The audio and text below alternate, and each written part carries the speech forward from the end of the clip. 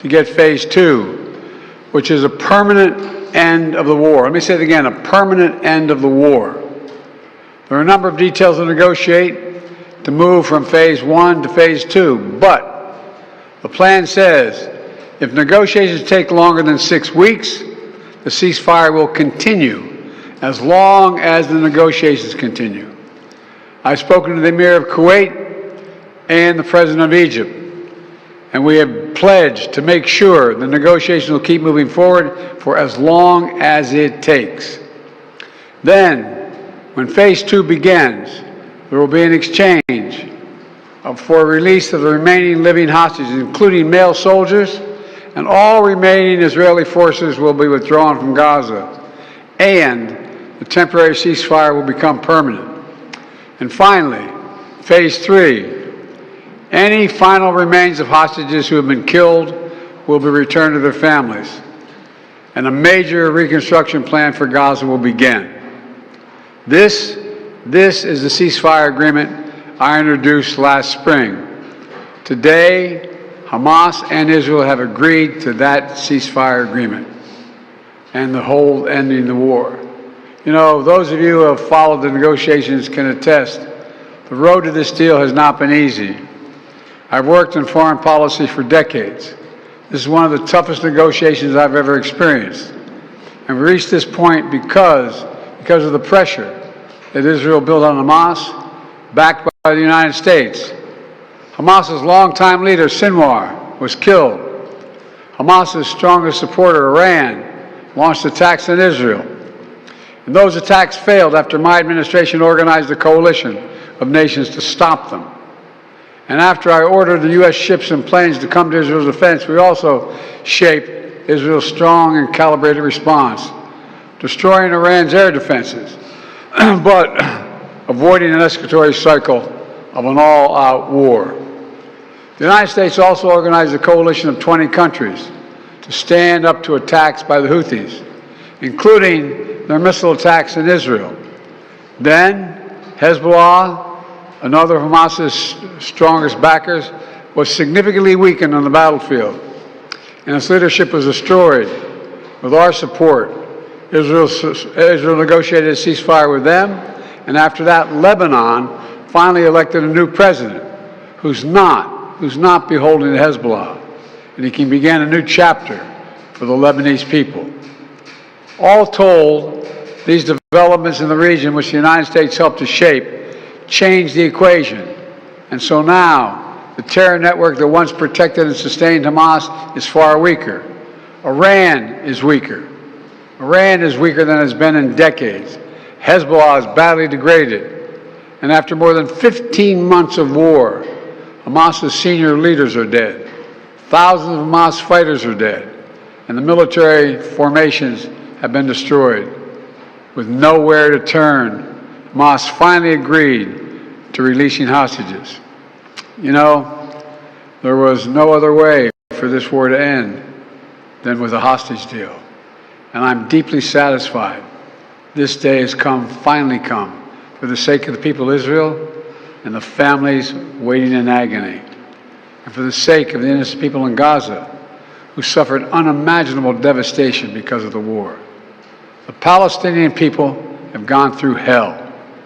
Too many innocent people have died. Too many communities have been destroyed. In this deal, the people of Gaza can finally recover and rebuild. They can look to a future without Hamas in power. You know, the Bible says, "Blessed are the peacemakers." Many peacemakers helped make this deal happen, including an extraordinary team of American diplomats who have worked nonstop for months to get this done.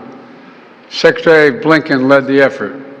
Secretary Jake Sullivan, National Security Advisor Jake Sullivan, Bill Burns, John Feiner, Brett McGurk, Amos Hochstein, and the Vice President worked relentlessly as we worked to deliver this deal.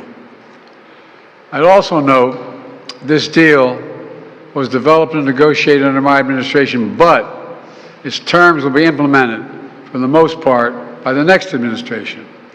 In these past few days, we've been speaking as one team. This has been a time of real turmoil in the Middle East.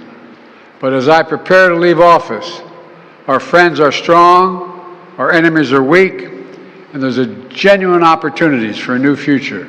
In Lebanon, there's an opportunity for a future, free from the grip of Hezbollah.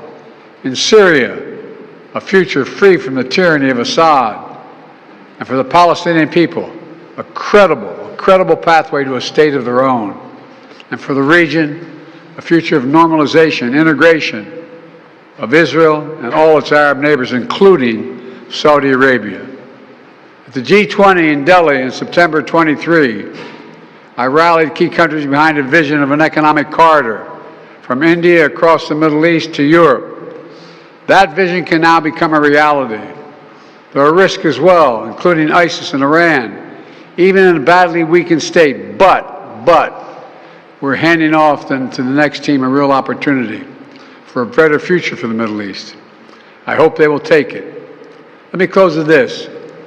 My friend for years in the United States Senate, former Senator George Mitchell, who did so much to forge peace in Northern Ireland, once said about diplomacy, he said, it is a 700 days of failure and 1 day of success.